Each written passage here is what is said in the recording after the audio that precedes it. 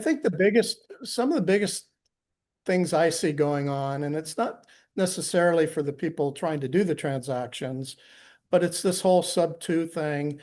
And, Mr. Morby got into it right at the right time when rates skyrocketed. Mhm. And sub two wraps are not, we were doing them in the 70s and 80s. This is not a new concept. Right. But it is for a site Yeah. like Bigger Pockets, which is full of newbies and inexperienced investors.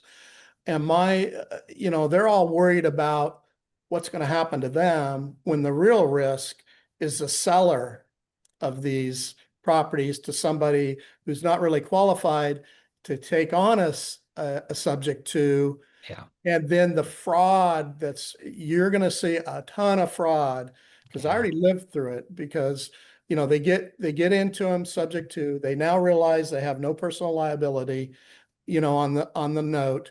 And the next thing you know, they have a bad month. They keep the rent, but don't pay the mortgage. Yeah. And this is why the AITD, all-inclusive trust deed, was created in California. It gave the seller of these a vehicle to foreclose out these people Wow. Really? That's through interesting. AITD foreclosure. Mm. Whereas if you're doing a subject to and then just wrapping it with another mortgage, the Mhm. people that sold the property, they don't have any ability to foreclose these people out. And I don't care Mhm. what people are talking about we'll just deed it back to them. And that Mhm. stuff, that just doesn't work. You have all sorts of tax implications and whatnot. Yeah. So So I encourage AITD people is to get that document and read it. so AITD is a document that a seller of a property with the person who's due the sub two portion, that's the kind of deed they would acquire and sign off It, on to transfer that property from the seller to the sub two buyer. okay, so you have a seller, Yep. Mr. Seller wants to sell, and Mr. Buyer wants to buy sub two. Mhm. The property is sold on a grant deed to the buyer. The seller takes back an AITD mortgage, which Ah. right inside the Oh, okay. mortgage, if you just get a copy of the mortgage, it's just a brilliant Yep. document. Um, lays out the underlying mortgage and also has notice of default provisions in there. So if there is a notice of default on the first, the person holding the AITD, the second, will automatically get notified from the Ah. county recorder because Yeah. there's a notice of default in there and they get just like and then that allows them as the beneficiary of that to Mhm. create their own foreclosure that allows them to start paying on the first again and wiping out the person Wow. who bought on the subject Do they to. have to evict Huh. it if that person B, the buyer of the seller, then wraps it with a new borrower? Does that original seller have to evict the person who's living in their house? If they don't get paid and they Really? foreclose. So Hmm. it's a mess for Yeah. especially someone, you do sub two, you wrap it, then you rent it or lease option it. I mean, it creates the person who sold on sub two will wish they never did it. Let me Yeah. put it that way. Yeah. Got Yeah. it.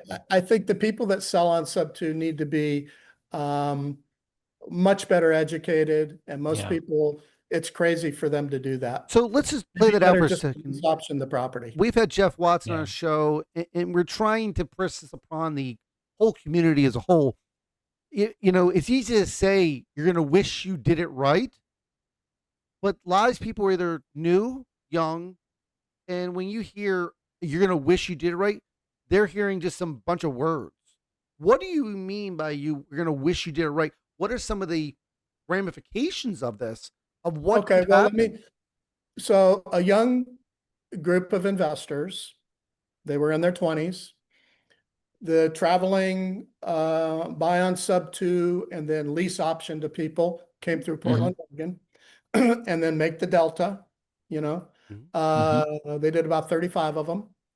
And the next thing you know, one doesn't pay and the delta on all 35 of those was like 200 to 300 a month, Mhm. right? So they're making 5-6 grand a month.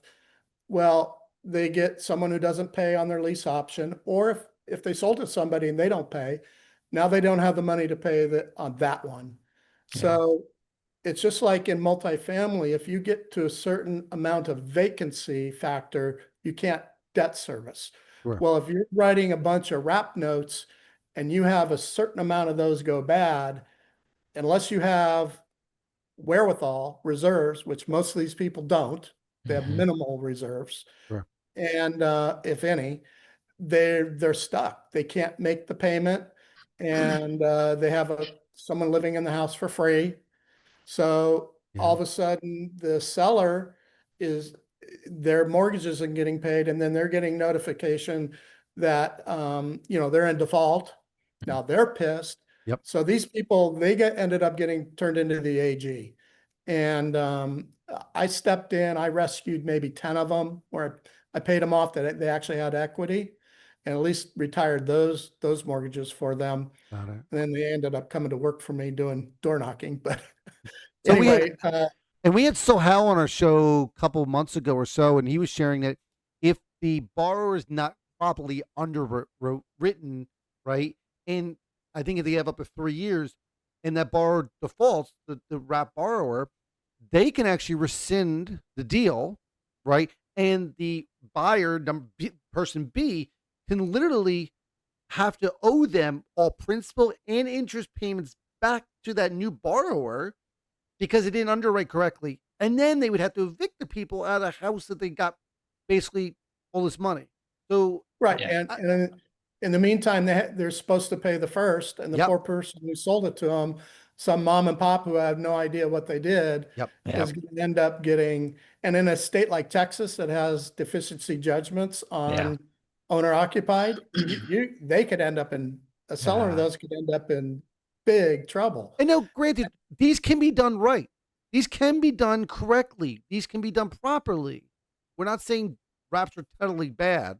We're saying that there is a lot of risk and a lot of problems with them. I have, the bottom line to me is you can do a wrap if you're well capitalized. Like Yeah. we did hundreds of them, but if Sure. we haven't had a problem with an underlying, we just cut a check. Yeah. And Yep. most of your investors can't, especially especially if they're taking on high value mortgages, 250, 500, whatever, they can't cut checks for that. Correct. Right. And then they're like, oh, we'll just give it back. We'll do this. Well, by the time you get a notice, your seller's already, Yeah. their credit's already trashed because Yeah. now they have 60-day lates, 90-day lates. So there's You know. people who want to get into these wrap because it's exciting, right? You can get the delta, which for those who don't know what it means, you have a 3%, 2% first lien. You charge 9.5. There's the difference between it. That's your delta. So, So your payment is whatever, $500, and you're bringing in $900 a month. Sweet. Now you're making $400 a month. So that person Sounds great. is saying this is easy money, Yeah. and then they hear this conversation, they get scared. What would you recommend them do differently? Because they have the drive. What would you say do this differently to leverage this idea, this interest? Well, it seems like to me, if you had third-party servicing, that would help, right? And instant notification of a default. When you're talking about the 3-year rescission, that's on an owner-occupied Dodd-Frank. Yep. And I think this works best in the investor realm where they're Mhm. non-owner occupied. Mhm. I sold one house, one of my REOs to an owner occupant. And of course, they paid for 2 years, went into bankruptcy. I mean, it's just, I will never do that again. Yeah. If there's no way, banks are set up to do owner occupied. I don't want anything to do with owner occupied Right. because they have so much power over the lender. And, that's why defaulted notes have to be bought at such a big discount Yeah. because you can Mhm. get them forever, right? Yeah. It costs a ton of money. We bought. It can take you 5 years to get a squatter out of your house in Yeah, Chicago. there you go. We've done tons of foreclosures in non-performing space, and for the longest time, that's what we loved doing because that's what was the market, and we had a pivot.